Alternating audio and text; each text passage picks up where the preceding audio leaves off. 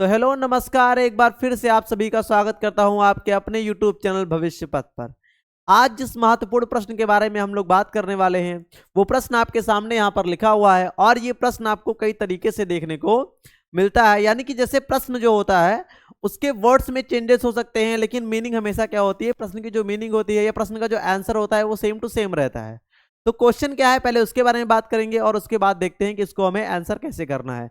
अगर आप क्वेश्चंस को ध्यान से पढ़कर क्वेश्चंस की मीनिंग को समझ जाते हैं तो आंसर करना ऑटोमेटिक आपके लिए बहुत ज्यादा आसान हो जाता है। ठीक है, अगर आप क्वेश्चन को समझ गए तो आप आराम से आंसर कर सकते हैं, उसमें आपको किसी भी प्रकार की कोई प्रॉब्लम नहीं होगी। बस क्वेश्चन को समझना इंपॉर्टेंट है कि क्वेश्चन में आखिर पूछा क्या गया है क्वेश्चन में, क्योंकि क्वेश्चन कभी भी आपको डायरेक्टली नहीं पूछा जाता है। क्वेश्चंस को हमेशा घुमा के पूछा जाता है, यानी कि बच्चों को थोड़ा सा कंफ्यूज करने का प्रयास किया जाता है। ठीक है, तो अगर आप क्वेश्चन को समझ जाएंगे तो आप आसानी से उसका आंसर कर पाएंगे। देखते हैं क्वेश्चन क्या पूछा गया था।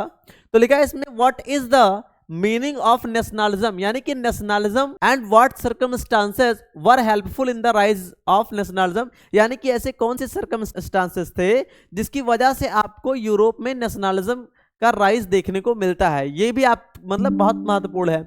आगे देखते हैं, इसी क्वेश्चन को एक दूसरे तरीके से पूछा जा सकता है कि explain the meaning of nationalism in Europe, Europe में नेशनलिज्म का क्या मीनिंग है समझाइए, या यूरोप में नेशनलिज्म कैसे है इसको आप व्यक्त कीजिए, इसको आप एक्सप्लेन कीजिए।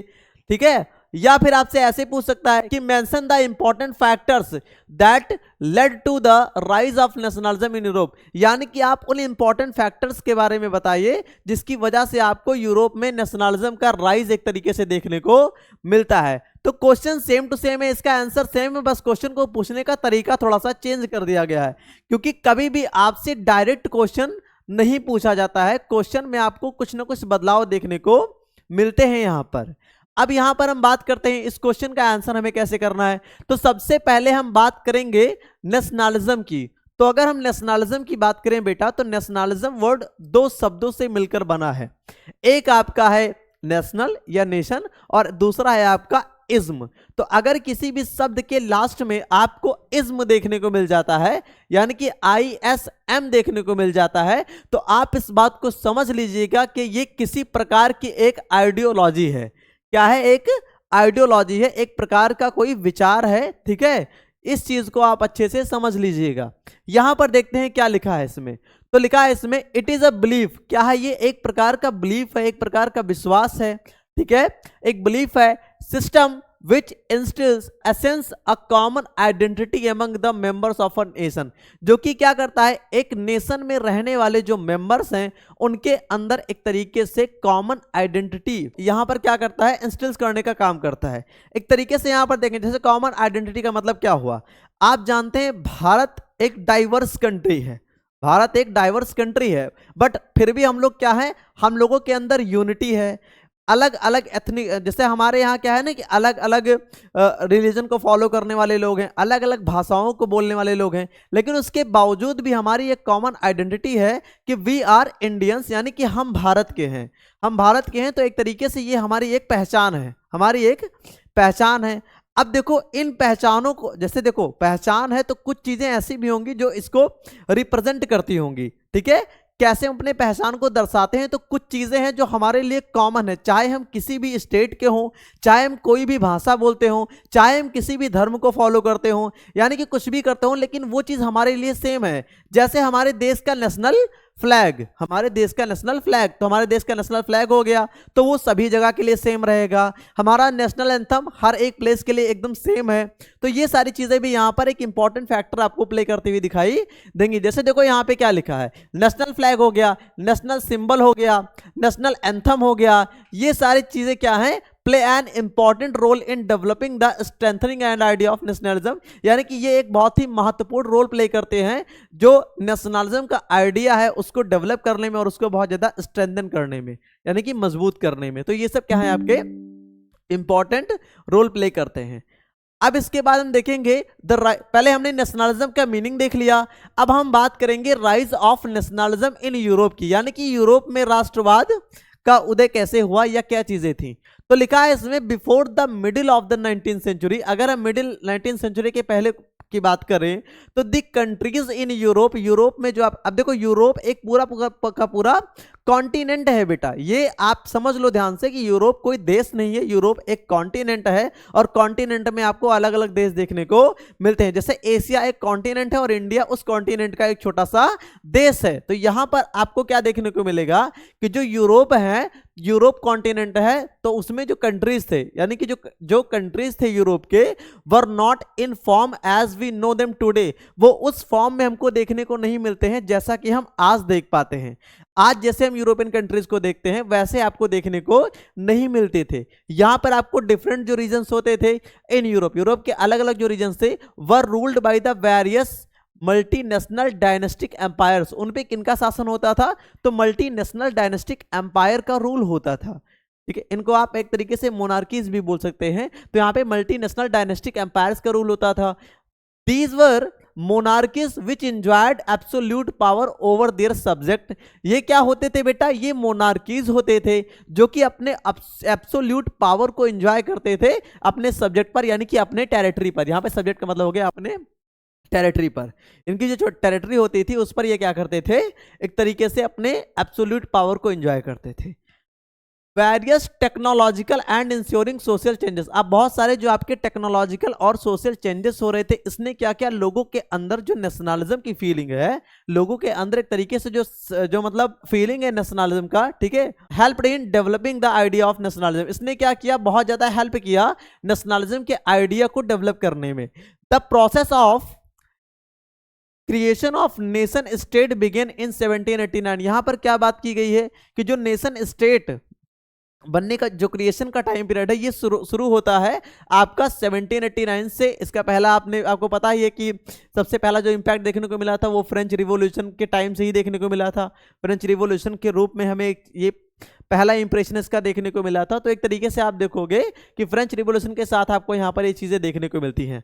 It took about 100 years for the idea to gain concrete shape, which resulted in the formation of France as a democratic nation state। अब इसका कॉन्क्रीट रूप यानी कि जैसे एक पहले देखो क्या होता है बेटा कि पहले आप कोई ना कोई विचार आपके अंदर आता है, फिर आप उस विचार को क्या करते हैं, मतलब उस विचार को आप एक तरीके से कॉन्क्रीट रूप प्रोवाइड करते हैं।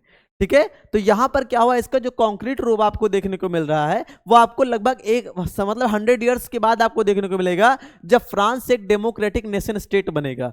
The trend was followed in other parts of the Europe. और यही ट्रेंड आपको अदर पार्ट्स यानी कि यूरोप के जो अदर पार्ट्स हैं वहां पर ये फॉलो होते हुए दिखाई देंगे। ठीक है, और इस तरीके से आपको स्टैब्लिशमेंट देखने को मिलेगा मॉडर्न डेमोक्रेटिक सिस्टम का। ठीक है, in most parts of the world, और अलग अलग जो वर्ल्ड के अलग अलग पार्ट्स हैं, अलग अलग जो एरियाज हैं, वहां पर आपको एक मतलब मॉडर्न डेमोक्रेटिक सिस्टम देखने को मिलेगा। ठीक है, at the beginning of both century following factors were responsible for the rise of nationalism. अब अगर हम बात करें तो यहाँ पे कुछ फैक्टर्स दिए गए हैं जो कि एक तरीके से रिस्पॉन्सिबल हैं नेशनलिज्म के राइज के, मतलब नेशनलिज्म के राइज के लिए। यानी कि कुछ फैक्टर्स यहाँ पर दिए गए हैं जो कि एक तरीके से आपके जो नेशनलिज्म है उसके राइज के लिए आपके क्या है यहाँ पर रिस्पॉन्सिबल है। यानी कि ऐसे कौन कौन से फैक्टर्स थे। अब यहाँ पर जो आपके फैक्टर्स दिए गए हैं उन फैक्टर्स पे थोड़ी बहुत बातें हम कर लेते हैं। जैसे पहला हमारा जो यहाँ पे दिया है, लिखा है feudalism was one of the greatest obstacle in the way of nationalism। तो यहाँ पे जो एक यहाँ पे वर्ड यूज किया गया है फ्यूडलिज्म। तो यहाँ पे फ्यूडलिज्म जो था ये एक आपको ग्रेटेस्ट ऑब्स्टेकल देखने को मिलता है नेशनलिज्म के वे में। अब देखो सबसे पहले हम बात करते हैं कि फ्यूडलिज्म क्या होता है। तो फ्यूडलिज्म बेटा जैसे मान लेते हैं जैसे राजा है और राजा की टेरिटरी बहुत बड़ी होती थी। राजा की जो टेरिटरी होती थी वो बहुत बड़ी टेरिटरी होती थी जिसपे राजा अकेले रूल नहीं कर सकता था। तो वो क्या करता था अपने, जैसे मतलब क्या हुआ कि राजा अपने सामंतों को, फ्यूडल का मतलब होता है फ्यूडल लॉर्ड्स या सामंतों को एक छोटे से जमीन का टुकड़ा दे देता था। ठीक है, जिसपे वो क्या करते थे, जो मतलब जिसपे वो क्या करते थे टैक्स वगैरह रिसीव करते थे पीजेंट से, ये सारी चीजें वो क्या करते थे और एक तरीके से टैक्स का कुछ भाग वो राजा को क्या करते थे प्रोवाइड करते थे। तो फ्यूडल लॉर्ड्स क्या करते थे, एक तरीके से जो भी खेत उत का काम हो गया, पीजेंट्री का जो काम हो गया, वो सब काम वो करवाते थे, वहां से टैक्सेस को रिसीव करते थे और एक तरीके से क्या करते थे राजा को टैक्सेस पे करते थे। इसमें क्या होता था अगर एक तरीके से देखा जाए तो यहाँ पर जो पावर थी राजा की वो डिसेंट्रलाइज्ड हो जा रही थी। डिसेंट्रलाइजेशन का मतलब होता है कि जब पावर का विकेंद्रीकरण हो जाता है। अब विकेंद्रीकरण अगर आपको समझ में नहीं आ रहा है तो मैं आपको थोड़ा सा और क्लियर करके बता देता हूं। विकेंद्रीकरण का मतलब होता है पावर एक से ज्यादा हाथों में होना, यानी कि पावर का डिस्ट्रीब्यूशन होना, पावर एक से अधिक हाथों में होना। अब यहां पर देखो, अगर देखा जाए ध्यान से तो एक तरीके से डिसेंट्रलाइजेशन देखने को मिल रहा था, लेकिन अब चूंकि ये रिपोर्ट करते थे मोनार्क को, मतलब जैसे किंग को रिपोर्ट करते थे, ये सारी चीजें यहां पर बात की गई। अब यहां पर देखो क्या लिखा है, लिखा है in medieval period church was very powerful. अगर हम मेडवल पीरियड की बात करें तो उस समय जो चर्च हुआ करते थे बेटा, वो बहुत ज्यादा पावरफुल हुआ करते थे। चर्च के पास बहुत पावर हुआ करती थी। और आगे क्या लिखा है इसमें, और इसको कहता है and had a great power all over the world. और ये मतलब जो इनके पास एक ग्रेट पावर होती थी जो ऑल ओवर द वर्ल्ड आपको देखने को मिलती है। Many Wars have also arisen the sentiments, ठीक है, of nationalism among the people. अब बहुत सारे जो वॉर्स हो रहे थे, युद्ध हो रहे थे, इसने भी क्या किया, लोगों के अंदर वो सेंटीमेंट को डेवलप किया। जो सेंटीमेंट्स ऑफ नेशनलिज्म आपको देखने को मिलता है वो लोगों के अंदर आपको देखने को मिलेंगी। यहाँ मतलब कि नेशनलिज्म की जो भावनाएं हैं वो भी आपको देखने को मिलती हैं। अब यहाँ पर अगर हम बात करें, जो इसका ये आपका पहला पॉइंट हो गया, उसके बाद ये आपका दूसरा पॉइंट हो गया, और ये आपका हो गया तीसरा पॉइंट। चौथा पॉइंट क्या था, तो चौथा पॉइंट था foreign rulers generally liked to suppress the subject nation which played an important part in the growth of nationalism।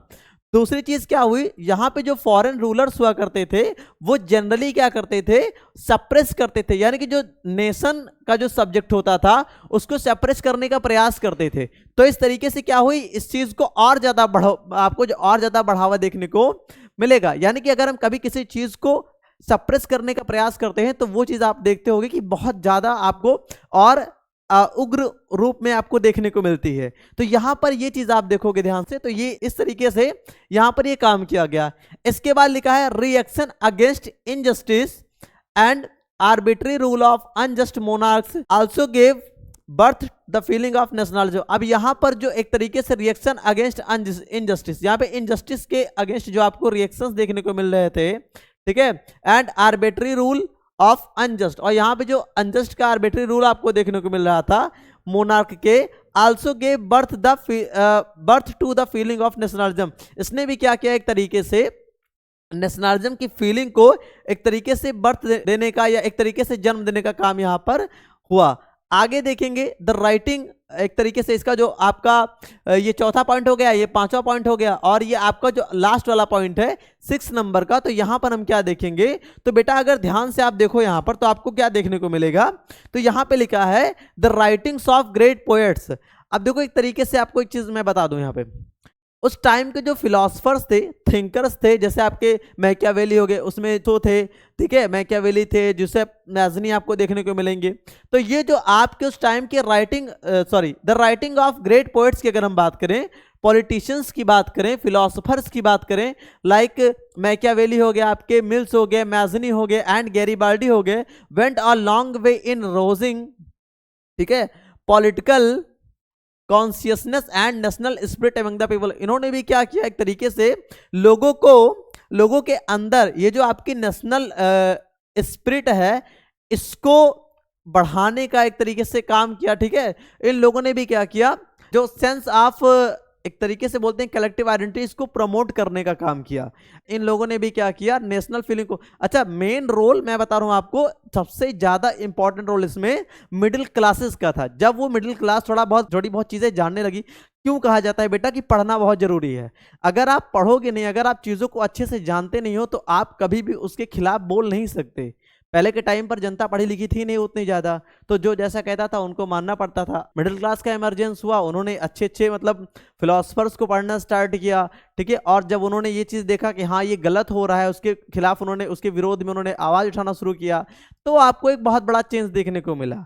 इसीलिए बहुत इंपॉर्टेंट है कि हम अपने अधिकारों के बारे में अच्छे से चीज़ों को जाने समझें, ठीक है। ये आपके लिए बहुत ज़्यादा इंपॉर्टेंट होने वाला है। इसीलिए आपको बार बार कहा जाता है कि आप स्टडीज़ पे बहुत अच्छे से फोकस्ड रहिए, ताकि आप कम से कम अपने अधिकारों को तो जान पाइए, कोई आपको बेवकूफ़ तो ना बना पाए। ये सारी चीजें बहुत ज्यादा इंपॉर्टेंट हैं। एक चीज और मैं आपको बता दूं यहाँ पे, तो ये हमारा हो गया, ये कंप्लीट हो गया। अब जो ये हमारा इंपॉर्टेंट क्वेश्चन था ये यहाँ कंप्लीट हो गया है। तो आज का ये महत्वपूर्ण प्रश्न था जिसपे हमने आपसे यहाँ पर चर्चा की। आई होप आपको ये सेशन पसंद आया होगा, आप समझ पाए होंगे पॉइंट्स को जो मैं यहाँ पर आपको एक्सप्लेन करने की कोशिश कर रहा था। तो आप अच्छे से इन पॉइंट्स को ध्यान में रखिएगा।